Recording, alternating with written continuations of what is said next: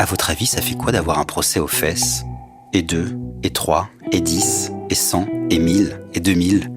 Aujourd'hui, la famille Sackler fait l'objet de près de 2400 plaintes aux États-Unis. Elles proviennent toutes de villes, de comtés, d'États, de mutuelles, bien décidées à poursuivre les propriétaires des laboratoires Purdue Pharma pour avoir, dès la fin des années 90, inondé le marché américain avec leur antidouleur, l'Oxycontin. L'Oxycontin, c'est ce médicament terriblement addictif, mais vendu comme un produit sans danger. 20 ans plus tard, on ne compte plus les addictions, les overdoses. 400 000 personnes seraient mortes et l'hécatombe continue. Elle coûterait chaque année 78 milliards de dollars au pays.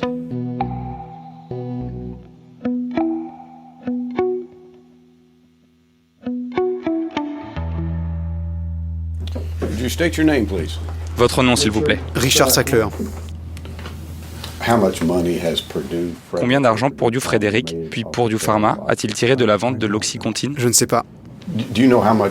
Savez-vous combien d'argent la famille Sackler a tiré de la vente de l'Oxycontin? Je ne sais pas. Mais on peut dire que c'est plus d'1 milliard. Oui, on peut dire ça.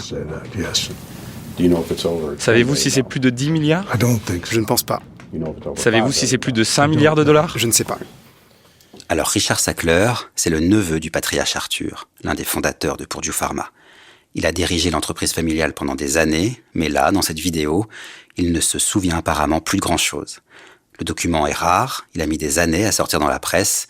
C'était une audition de 2015, effectuée dans le cadre d'une plainte déposée contre le laboratoire par l'État du Kentucky. Car ce qu'on oublie souvent, c'est que l'entreprise familiale a été plusieurs fois attaquée par le passé. En 2004 par l'État de Virginie-Occidentale, en 2007 par le Kentucky donc, en 2017 par l'Oklahoma, et j'en passe. Mais aucune de ces plaintes n'a jamais été portée devant un tribunal, car les Sackler ont toujours réussi à tuer dans l'œuf les poursuites. Leur stratégie, conclure des deals, qui prévoient de gros dédommagements et le silence des plaignants. En 2007, la tactique connaît cependant un couac, et pour échapper au procès, l'entreprise est contrainte de plaider coupable dans une procédure fédérale.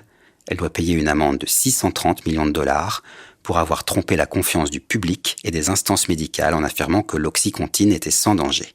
630 millions de dollars, une goutte d'eau comparée aux milliards de bénéfices engendrés par la pilule. Et en plus, Purdue Pharma peut tranquillement continuer à écouler son médicament sur tout le territoire.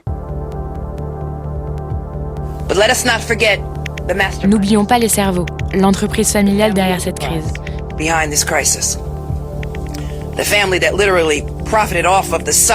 La famille qui a littéralement profité de toute cette souffrance et de la mort de nombreux New-Yorkais, la famille Sackler.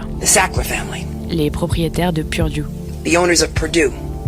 C'est quasiment une déclaration de guerre que fait en mars dernier Letitia James, la procureure générale de l'État de New York. Dans cette conférence de presse, elle annonce faire partie des 2400 plaintes dirigées contre Purdue Pharma et d'autres entreprises impliquées dans la crise des opioïdes. Mais surtout, pour la première fois, plusieurs membres de la famille Sackler sont poursuivis en leur nom propre.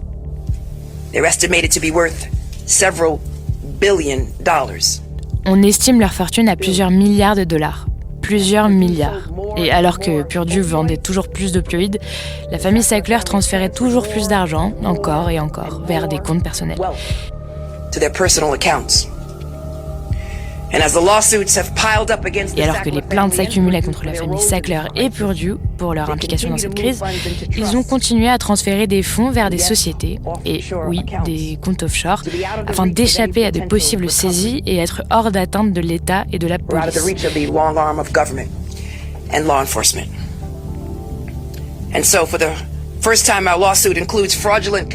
Et donc pour la première fois, notre plainte inclut les charges de transfert d'argent frauduleux contre Purdue et la famille Sackler.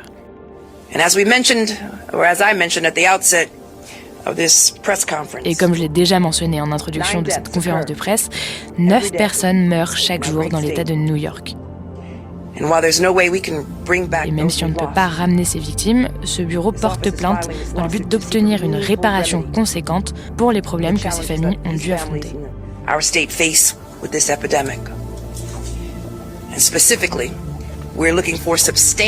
Et notamment, nous souhaitons obtenir des paiements importants de la part des accusés pour financer un programme qui fournira des traitements pour les New-Yorkais qui souffrent d'une dépendance aux opioïdes et pour soutenir aux 4 coins de l'État les efforts de prévention et d'éducation.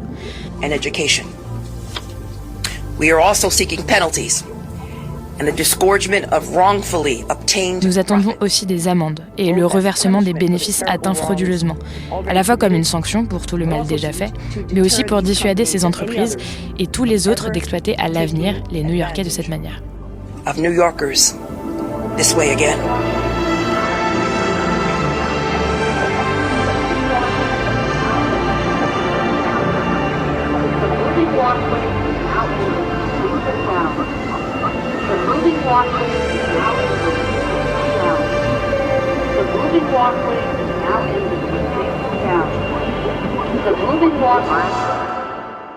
Réveil brutal pour les milliardaires. Après avoir été les rois de New York, ils en sont devenus les parias.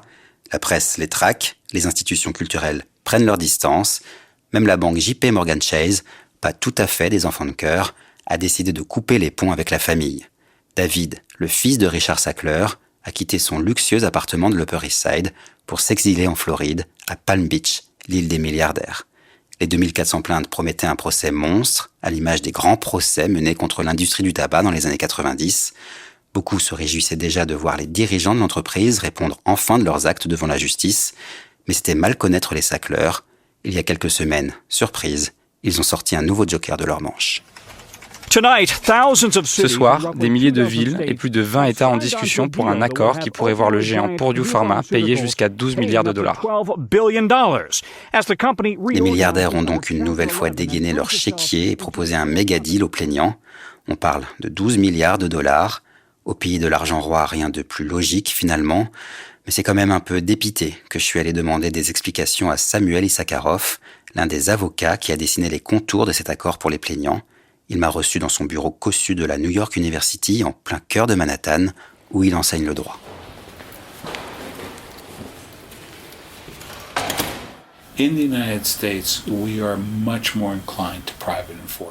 Aux États-Unis, nous faisons beaucoup plus appel au règlement privé des contentieux, même dans un cas comme celui des opioïdes, où les plaignants sont quasiment tous des entités publiques.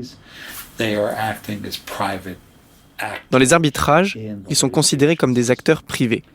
Et dans ce cas, nous cherchons à résoudre les affaires et nous voulons le faire de manière efficace.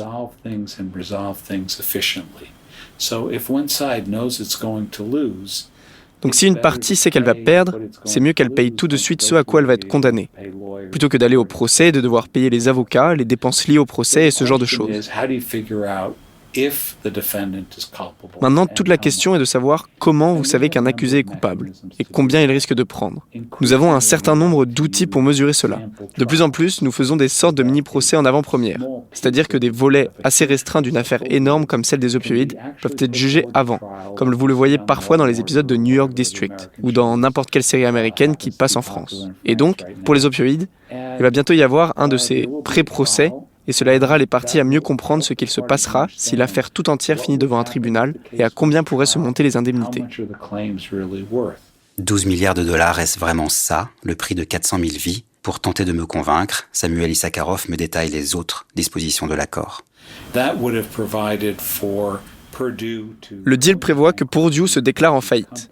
L'entreprise serait mise entre les mains d'un trust qui déposséderait les propriétaires actuels et utiliserait les recettes des ventes de l'Oxycontin, qui seraient réduites, et des autres médicaments de Purdue pour financer les traitements contre les dépendances aux opioïdes à travers le pays.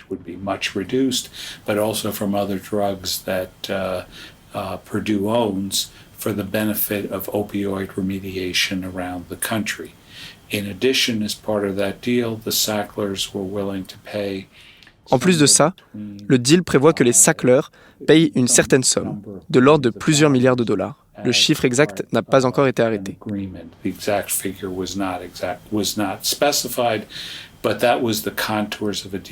Voilà, ce sont les grands contours de l'accord. S'ils se mettent tous d'accord devant le tribunal des faillites, cela pourrait représenter une voie de sortie pour Purdue et les Sackler, même s'il reste une douzaine d'autres accusés dans l'affaire.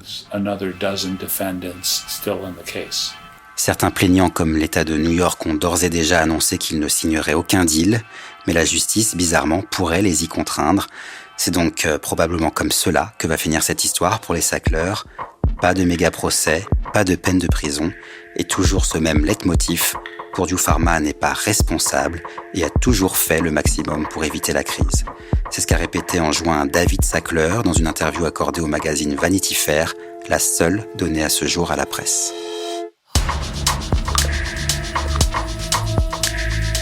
En attendant, l'Oxycontin est toujours disponible en pharmacie et l'entreprise Purdue Pharma, jamais à court d'idées, a même commercialisé un médicament qui soigne les addictions qu'elle a elle-même contribué à provoquer. Après les États-Unis, le laboratoire a aussi décidé de partir à la conquête du monde avec son antidouleur controversé. La Chine et l'Amérique latine sont ses cibles prioritaires pour, je cite, mieux prendre en charge la douleur. Des colloques y sont organisés, des campagnes de pub y sont lancées, des méthodes qui rappellent dangereusement celles mises en place lors du lancement américain du médicament à la fin des années 90. Aux États-Unis, même si les Sackler vont sûrement devoir abandonner l'entreprise qui les a rendus milliardaires, la situation est loin d'être réglée. Pire, la crise des opioïdes a même muté à cause d'un nouveau produit, le fentanyl. Ben Westhoff est un journaliste spécialisé en musique. Il a commencé à enquêter sur le fentanyl en Californie, après avoir assisté à plusieurs overdoses mortelles lors de raves. Il parle aujourd'hui d'une troisième vague dans la crise des opioïdes. Prescription pills like OxyContin, made by the Sackler family at Purdue Pharma. Les médicaments comme l'Oxycontin fabriqués par la famille Sackler et Purdue Pharma représentaient la première vague de l'épidémie.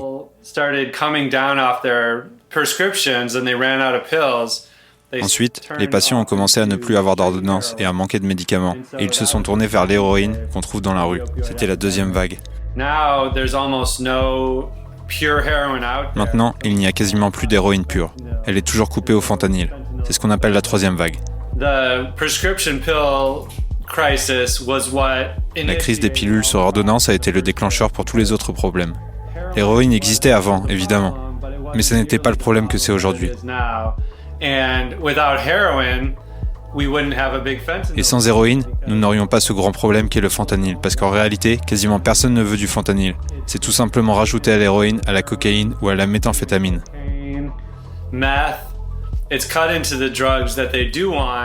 C'est rajouté aux drogues que les gens consomment, mais beaucoup font des overdoses et meurent sans même savoir qu'ils ont pris du fentanyl. C'est 50 fois plus fort que l'héroïne. Ça coûte tellement peu cher à produire parce que c'est fabriqué en laboratoire. C'est une drogue synthétique, contrairement à l'héroïne et à la cocaïne qui proviennent de plantes. Et donc c'est bon marché, c'est très puissant. Les dealers coupent l'héroïne avec et se font beaucoup plus d'argent. Drug dealers use it to cut into heroin and make more profits. La boîte de Pandore n'est pas prête de se refermer, et sur le terrain, les associations s'épuisent dans des débats sans fin avec les autorités sur la possibilité d'utiliser des drogues de substitution pour sevrer les malades ou la pertinence de mettre en place des salles d'injection médicalisées à l'efficacité pourtant démontrée.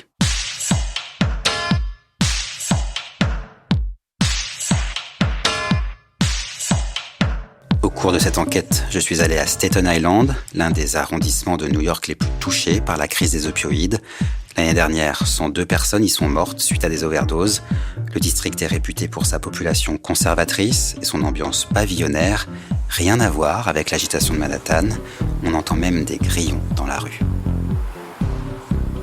Julienne et Melissa, deux éducatrices d'une cinquantaine d'années, y animent plusieurs fois par mois des ateliers à destination des habitants pour leur apprendre à intervenir s'ils sont témoins d'une overdose dans la rue ou bien chez eux et à administrer une dose de Narcan, un remède pour stopper les overdoses.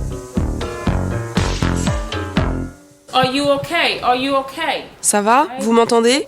Si je suis avec quelqu'un, je vais lui demander d'appeler les secours, d'accord ? Donc elle est assise sur une chaise, je vais sortir mon kit, tirer la tête en arrière, je prends le Narcan, je l'ouvre et j'exerce une pression. Ensuite, je replace la tête vers l'avant. Les deux femmes ne se font pas d'illusions, mais continuent à combattre à leur niveau la plus importante crise sanitaire des États-Unis. On va conclure ce podcast avec leurs paroles. Loin des tribunaux, loin des deals imaginés par les Sackler pour sauver leur peau, comme un encouragement malgré tout à ne jamais baisser les bras.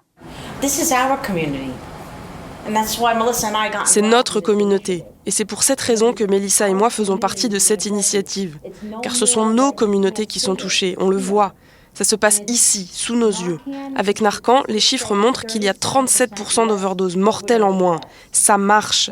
Ce n'est peut-être pas la solution parfaite au problème, mais si nous réussissons à garder une personne en vie un jour de plus, peut-être que c'est le jour où cette personne décidera de suivre un traitement.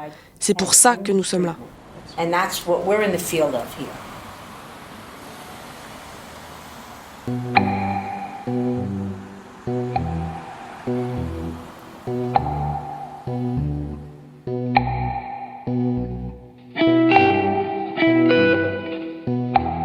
Merci à Lucas Armatier et Vincent Hiver qui ont fabriqué cette série en 4 épisodes pour Programme B qui, comme vous le savez, est un podcast de Binge Audio préparé par Lauren Bess. Abonnez-vous sur votre appli de podcast préféré pour ne manquer aucun de nos épisodes, Facebook et Twitter pour nous parler, et à lundi pour un nouvel épisode.